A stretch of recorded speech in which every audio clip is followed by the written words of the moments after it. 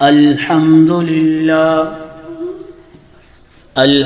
لله نحمده ونستعينه ونستغفره ونؤمن به ونتوكل عليه ونعوذ بالله من شرور أنفسنا ومن سيئات أعمالنا من يهده الله فلا مضل له ومن يضلله فلا هادي له ونشهد أن سيدنا وسندنا ونبينا ومولانا محمدا عبده ورسوله أما بعد فأعوذ بالله من الشيطان الرجيم بسم الله الرحمن الرحيم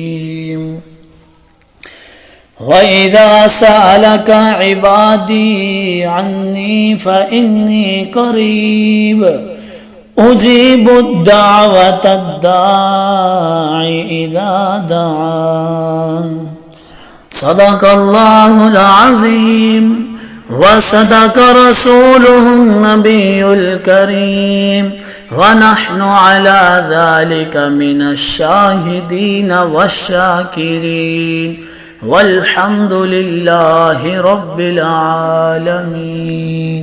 درود پاک پڑھ لیں. اللهم صل على محمد وعلى آل محمد كما صليت على إبراهيم وعلى آل إبراهيم إنك حميد مجيد.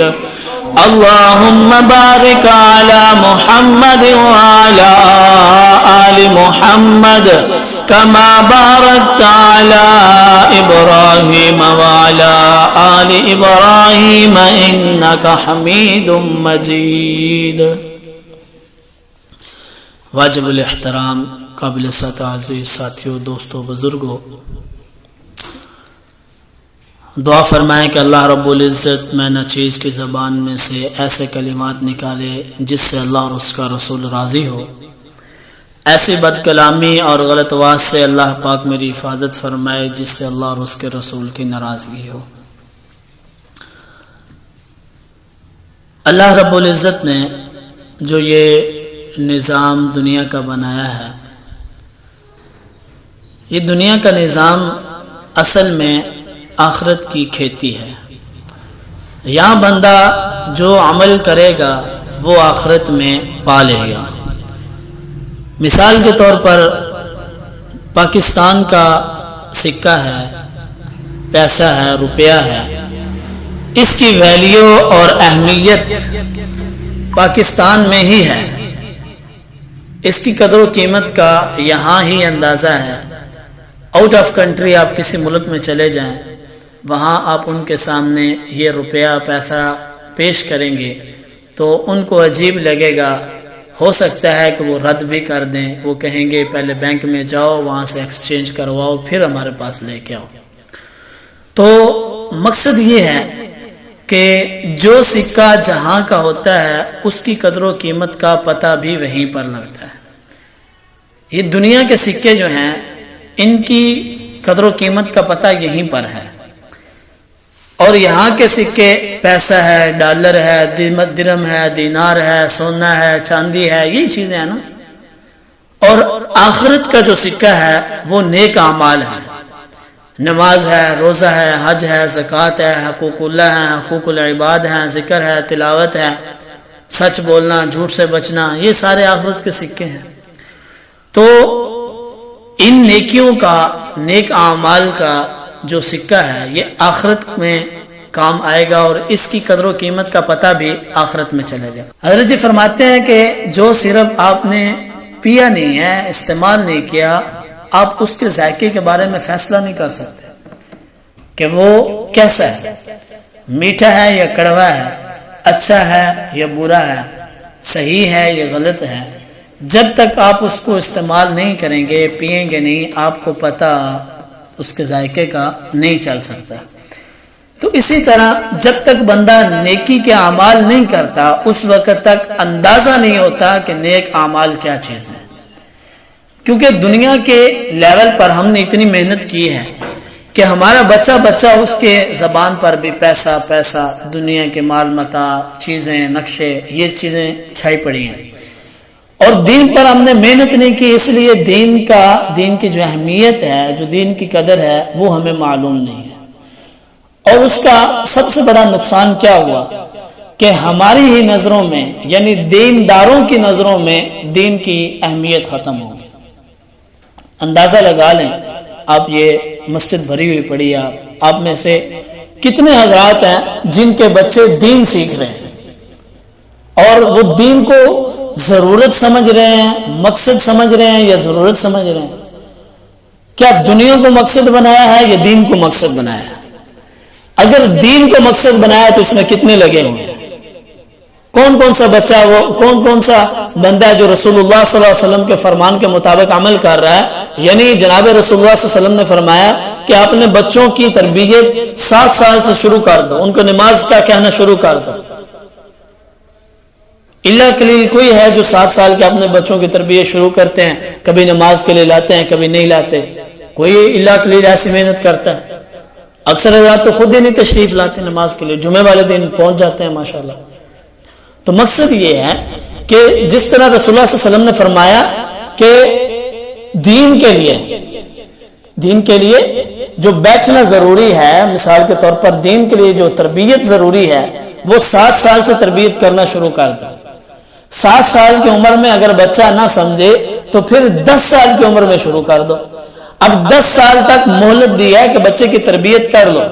جب 10 سال ختم ہو جائیں گے، اب 10 سال کے بعد آپ علیہ الصلوۃ والسلام کا یہ فرمان ہے کہ اگر نماز نہ پڑھے تو اس پر سختی کرو، اس کو مارو گے.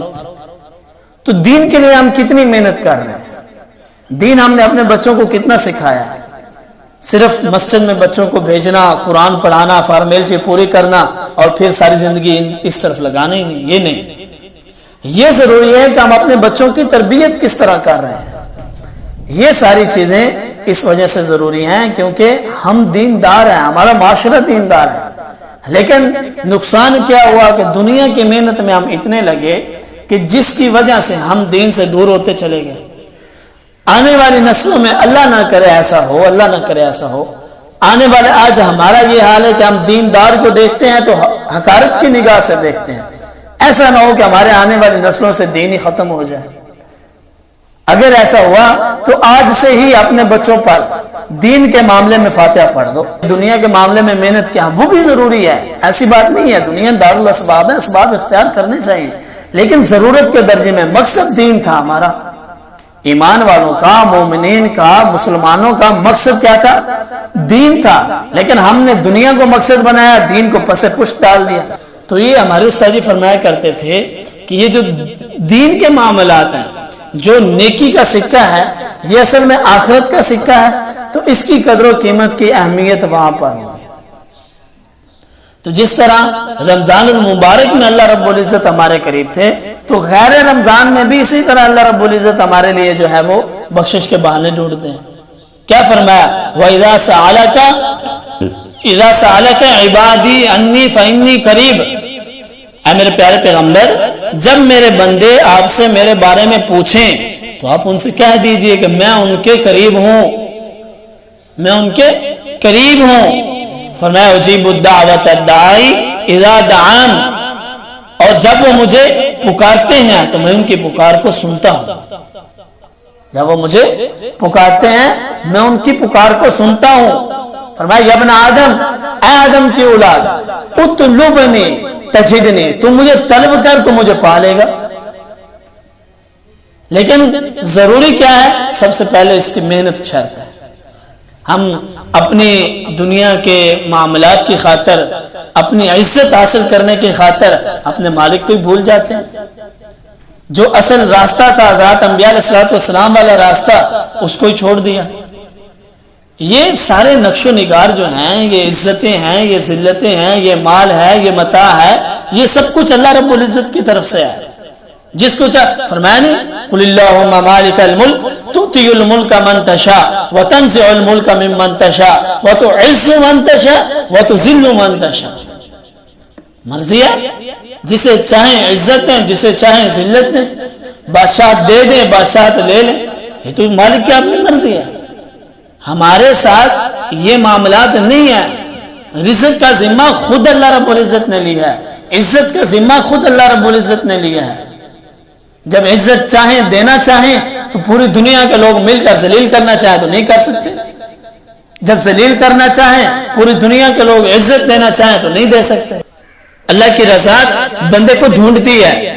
سچ بولا اللہ رب العزت راضی ہو گیا، جھوٹ سے بچے اللہ رب العزت راضی ہو گیا، گناہ سے بچے اللہ رب العزت راضی ہو گیا، سبحان اللہ کہا اللہ رب العزت راضی ہو گیا، نماز پڑھی اللہ رب العزت راضی ہو گیا، مال میں سے زکوٰۃ دے رہا ہے اللہ رب العزت راضی ہو گیا، صدقہ دے رہا ہے اللہ رب العزت راضی ہو گیا، حج کے لیے جا رہا ہے اللہ رب العزت راضی ہو گیا.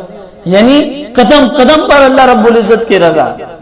کسی کے ساتھ اچھا بلکہ کسی کے ساتھ خوش اخلاقی سے پیش آنا، اس کو خوشی سے مل رہا ہے، مل اپنی غرض سے رہا ہے، رضا اللہ کی مل رہی ہے. اللہ رب العزت کی رضا کو ڈھونڈنا کوئی مشکل نہیں ہے. پہلے ضروری کیا ہے؟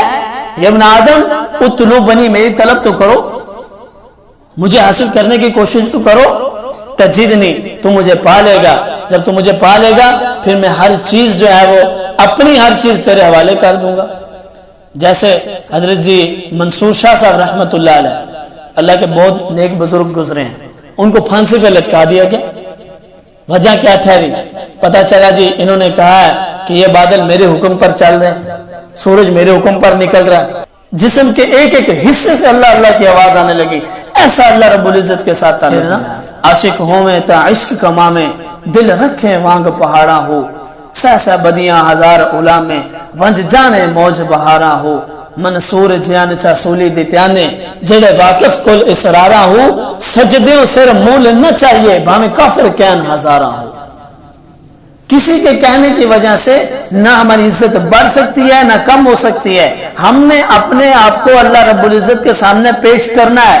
کوئی کافر کہے، کوئی برا کہے، کوئی اچھا کہے، کوئی کچھ بھی کہے، جو بھی کہتا ہے کہتا رہے، کوئی فرق نہیں پڑتا. ہم نے اللہ کی رضا کو تلاش کرنا ہے. تو یہ جو مہینہ ہے، یہ شوال کا مہینہ اللہ رب العزت کے ہاں بہت ہی مبارک مہینہ ہے. اب شوال کے مہینے کے روزوں کی میں بات عرض کرنے لگا تھا. رسول اللہ صلی اللہ علیہ وسلم نے فرمایا جس بندے نے رمضان کے 30 روزے رکھے اور شوال کے 6 روزے رکھے، گویا کہ اس نے پورا زمانہ ہی روزوں میں گزار دیا. مسند احمد میں ہے گویا کہ اس نے پورا سال ہی روزے رکھے. حضرت ابو ایوب انصاری رضی اللہ تعالیٰ عنہ، مسلم شریف میں ہے، حضرت ابو ایوب انصاری رضی اللہ عنہ فرماتے ہیں کہ جناب رسول اللہ صلی اللہ علیہ وسلم نے فرمایا من صام رمضان وصم اتباعه وستا من شوال کان صیام الدہر. فرمایا کہ جو بندہ رمضان المبارک کے 30 روزے رکھے اور اس کے بعد شوال کے 6 روزے رکھے تو فرمایا کہ پورا زمانہ گویا اس نے جو ہے وہ رمضان مبارک میں گزار دیا، یعنی پورا زمانہ اس نے روزوں میں گزار دیا.